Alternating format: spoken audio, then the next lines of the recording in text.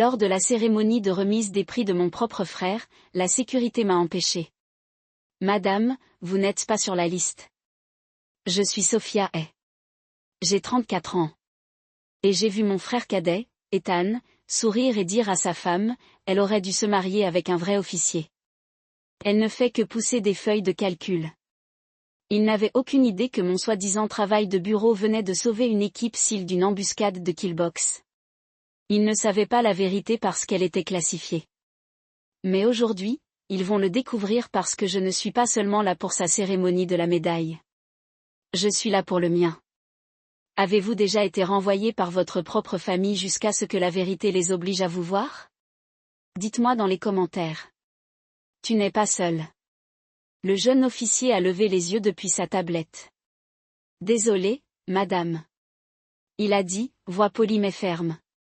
Vous n'êtes pas sur la liste pour le lieutenant Hay. Il m'a montré l'écran. David Hay, Margaret Hay, Jessica Hay. C'était ça. Pas de Sophia, pas de sœur, juste une absence, bruyante, délibérée et cruelle. Et sur Q, le 4x4 noir s'est arrêté.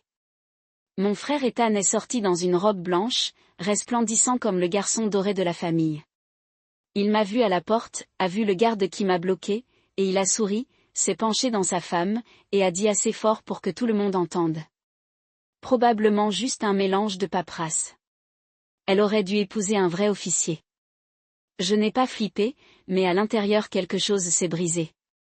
Ma mère s'est soudainement fascinée avec sa broche de perles. Mon père a glissé, pas à Ethan, mais à moi, comme si j'avais causé une scène. Ils m'ont passé comme si je n'existais pas. Personne ne s'est porté garant de moi. Personne ne s'est retourné. Je me tenais là, lapidé, la colonne vertébrale verrouillée en place, regardant ma famille disparaître dans les terrains de l'académie comme si je n'étais qu'un morceau de bagage oublié sur le trottoir. Le gardien a dégagé sa gorge. Madame, je vais devoir vous demander de vous écarter. Je ne me suis pas disputée. J'ai hurlé une fois et je suis entrée dans l'ombre. Non pas parce que j'étais faible, mais parce que quelque chose en moi avait cristallisé, froid, clair et final. Qu'ils croient leurs mensonges parce que la vérité venait et qu'elle portait 2 étoiles d'argent. Ma famille pense que je pousse du papier. Ils m'imaginent dans un cube beige qui bat des confitures de papier et des formules Excel. Ce qu'ils ne voient pas, c'est le réservoir, une chambre froide et sans fenêtre enterrée sous les couches de sécurité du Pentagone. Un mur n'est rien d'autre que des cartes lumineuses, des flux satellites et des signatures de chaleur. Mon champ de bataille. La veille de la cérémonie d'Ethan, j'étais dans cette pièce pour diriger un sauvetage en otage en mer Rouge. 12 civils piégés sur un pétrolier détourné. Une équipe SEAL à quelques minutes de l'embarquement. Ma voix était calme, claire, décisive. VIP1, attendez. Vous avez un mouvement secondaire qui approche de la poupe. Navire non marqué. 6 signatures de chaleur. Probablement une embuscade. Avorter la brèche. Cet appel leur a sauvé la vie. Et un des sauts de cette opération. Son dossier montrait un déploiement préalable sous le lieutenant Ethan Hay. L'ironie. Pendant que j'empêchais ces hommes de marcher dans une zone de mort, Ethan m'envoyait un texto.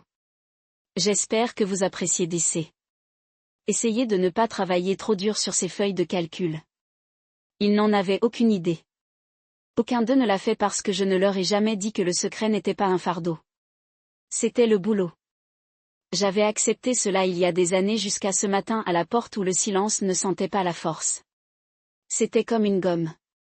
Mais le changement est survenu de façon inattendue 2 jours plus tard dans un bureau calme donnant sur le Ptoïque. Le général Miller m'a versé une tasse de café, m'a regardé droit dans les yeux, et m'a dit, vous avez sauvé 12 vies. Le président sait, et il est temps que le monde le fasse aussi. Il m'a remis un dossier.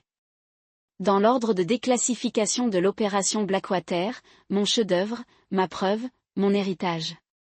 Et puis il a dit avec un sourire aiguisé comme stratégie, la cérémonie de votre frère est le mois prochain, n'est-ce pas? Je me souviens encore du 4 juillet quand Ethan est entré à l'académie. Papa a jeté un barbecue comme si c'était une fête nationale. Officier à la retraite, voisin, crêpe avec, félicitations, futur amiral, dans le gel bleu. Le monde entier tournait autour de lui. La même semaine, j'ai remporté un prix national de la science pour un algorithme de chiffrement. J'ai remis la médaille à papa comme si ça voulait dire quelque chose. Il n'a même pas baissé son journal. Bon travail, ma chérie, il murmura. Puis est retourné à la planification du programme d'entraînement d'Ethan. C'est là que j'ai appris dans notre famille qu'une seule sorte de service comptait et que je ne portais pas les bonnes bottes. Donc j'ai cessé d'essayer d'être vu jusqu'à maintenant. Jusqu'à ce moment aux portes de la Naval Academy quand le gouvernement du général Miller a émis la berline noire. Il est sorti en uniforme complet. Ses 4 étoiles ont pris le soleil comme un feu et il m'a regardé directement. Vous voilà, amiral, il a dit assez fort pour que toute la porte entende. Nous allions envoyer une équipe de recherche. Amiral. Le visage du gardien est passé de la confusion à la panique en 0,2 secondes. Il avait presque refusé d'entrer dans un amiral arrière. La porte s'est ouverte comme elle le craignait pour sa carrière. Et comme le général Miller m'a doucement guidé à l'intérieur, sa voix a baissé juste assez pour que je n'entende. Tu veux que je leur parle? J'ai regardé vers ma famille, figée, fixe, sans lien. Non, j'ai dit. Ma voix était toujours là. J'ai l'impression qu'ils s'en sortiront seuls. Et nous sommes passés devant eux, moi en uniforme, 2 étoiles d'argent sur chaque épaule. Qu'ils s'étouffent sur le silence parce que pour une fois il m'appartient. Ils ont donné sa médaille à Ethan en premier. Il marchait sur scène comme un prince qui revenait de la guerre. Remercie nos parents, ses commandants et Jessica. Pas un mot sur moi. Pas un coup d'œil dans ma direction.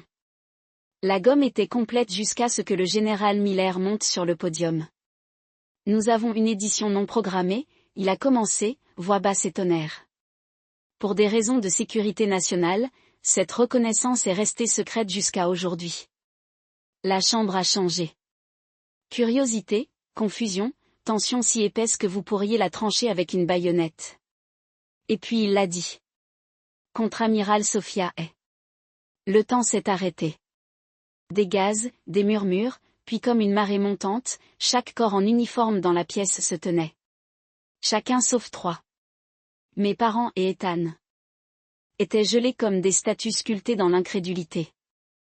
Je me suis levée et je suis allée sur scène. Pas d'hésitation, pas d'excuse. Le général Miller a épinglé la médaille du service distingué sur ma poitrine et s'est penché. Il est temps de raconter votre histoire, amiral. Et il l'a fait.